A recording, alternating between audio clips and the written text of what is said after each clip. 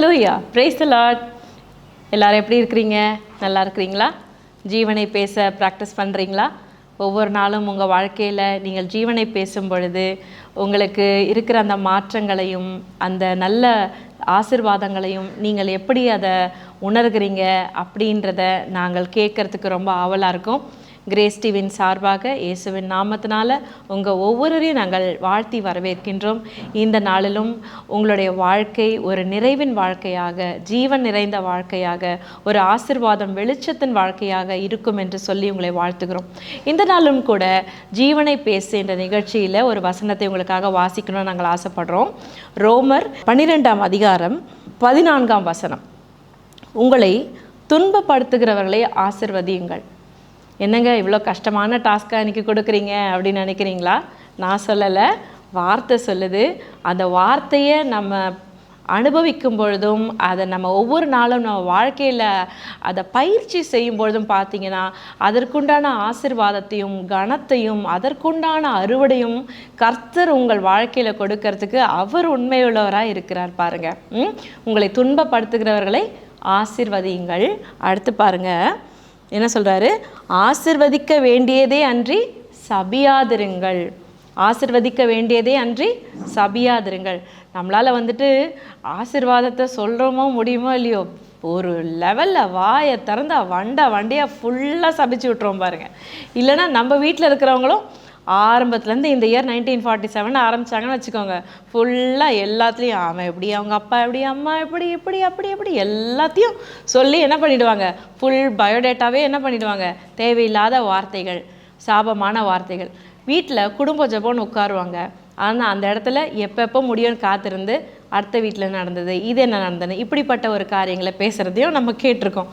அப்படிலாம் இல்லாமல் நம்ம சில ஸ்ட்ரிக்டான குவாலிட்டி டெசிஷன் மேக்கிங் வீட்டில் நம்ம ஒரு குடும்பமாக அதை நம்ம செய்து அந்த முடிவுகளை நம்ம எடுக்கும்போது பார்த்திங்கன்னா அதற்குண்டான பலனை நிச்சயமாய் அதற்குண்டான அறுவடையை 1000 கோடி மடங்கு தலைமுறை வரைக்கும் கிருபையை கொடுக்கிற தேவன், அவர் அந்த சொன்ன வார்த்தையை நிறைவேற்ற அவர் உண்மையுள்ளவராக இருப்பார். பாருங்க, ஆசீர்வதிக்க வேண்டியதே அன்றி சபியாதிருங்கள். எவ்வளோ முக்கியமான விஷயம் பாருங்கள். இதை நம்ம வாழ்க்கையில் நம்ம அன்றாடம் அபியாசப்படுத்த வேண்டும். சரிங்களா? இப்போது நிறைய பேர் பார்த்தீங்கன்னா என் தலை விதிங்க இது அப்படின்னு சொல்லுவாங்க. அவங்க சொல்கிற ஜீவனை நான் சொல்கிறேன். அவங்க என்னென்னா ரெகுலராக பேசுகிறாங்க அப்படின்றது, என் தலை விதி, என் தலையில் இதுதான் எழுதியிருக்கு போல் அப்படின்ட்டு. அப்படின்லாம் எந்த இடத்துலையும் பைபிளில் நமக்கு தெரிஞ்ச இத்தனை வருஷத்தில் எங்கேயுமே இல்லை. தலை விதி அப்படி இல்லை, தேவ சித்தம்னு இருக்குது, தேவ திட்டம்னு இருக்குது.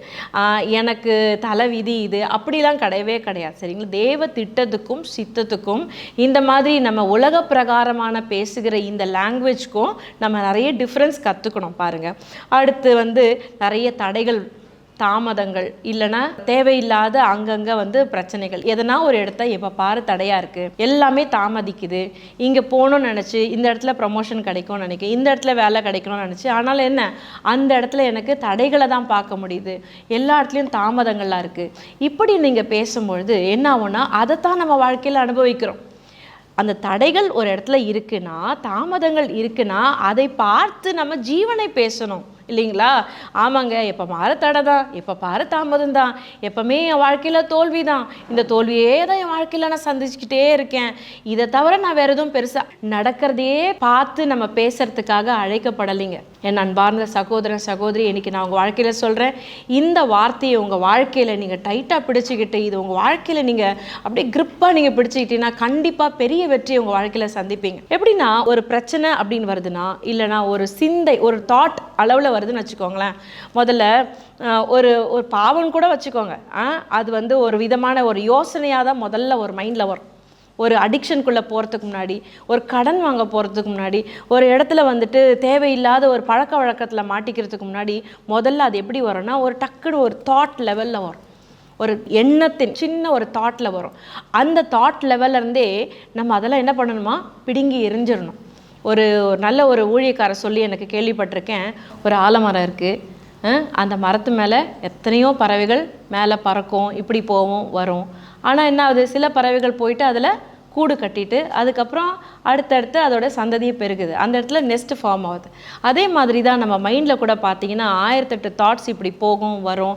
அது பாசிட்டிவ் நெகட்டிவ் எத்தனையோ தாட்ஸுகள் இருக்கும், எத்தனையோ எண்ண அலைகள் பாருங்கள்.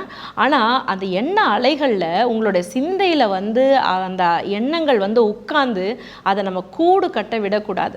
அந்த எண்ணங்களுக்கு ஒரு பலன் கொடுத்து அது வந்து அதுக்கு வந்து ஒரு பெரிய வெயிட்டேஜ் கொடுத்து அதை நம்ம சிந்தையிலேயே அதுக்கு ஒரு ஆசைகளை உண்டாக்கி அடுத்த லெவலுக்கு கொண்டு போய் அது ஒரு ஹேபிட்டாக மாறி அந்த பழக்கம் வந்து நம்மளோட அன்றாட வாழ்க்கையில் அது ஒரு லைஃப் ஸ்டைலாக மாறி அதுக்கப்புறம் இவன் யாருன்னு கேட்டால் இவன் அதுதான் அப்படின்னு அந்த அந்த ஒரு எண்ணமே உங்கள் வாழ்க்கையாக மாறுற மாதிரி நம்ம நிறைய காரியங்கள் மாறதை பார்த்துருக்கோம். கடைசியில் அது சடுதியில் போயிட்டு தேவையில்லாத காரியங்களை சிக்கிக்கொண்டு சாபத்தில், அக்கிரமங்களில், அசிங்கங்களில், இந்த மாதிரி சூழ்நிலைகளில் நம்ம பரிசுத்தத்தை எப்படி காத்துக்கொள்ளணும்னு பார்த்தீங்கன்னா சிந்தையிலேயே காத்துக்கொள்ள வேண்டும்.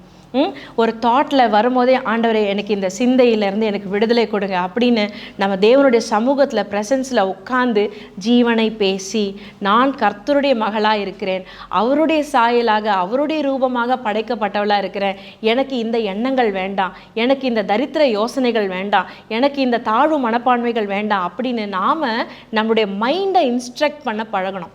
ஆமேன். அப்படி நம்ம மைண்ட் அளவுலேயே நம்ம ஜெயிச்சிட்டோன்னா எல்லாவற்றையும் ஜெயிச்சிட்டோம்.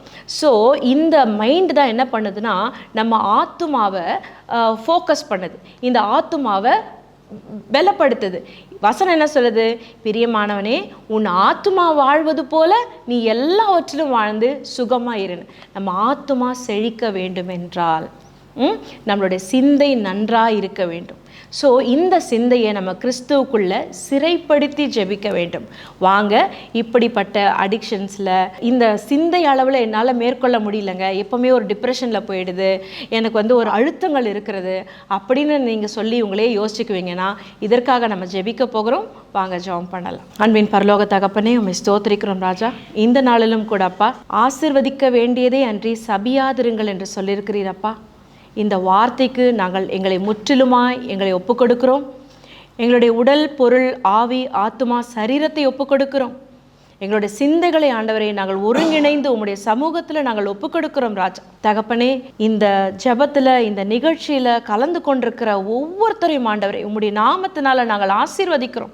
இவர்கள் சிந்தைகளை கிறிஸ்து இயேசுக்குள்ளாக நாங்கள் சிறைப்பிடித்து நாங்கள் ஜெபிக்கிறோம்.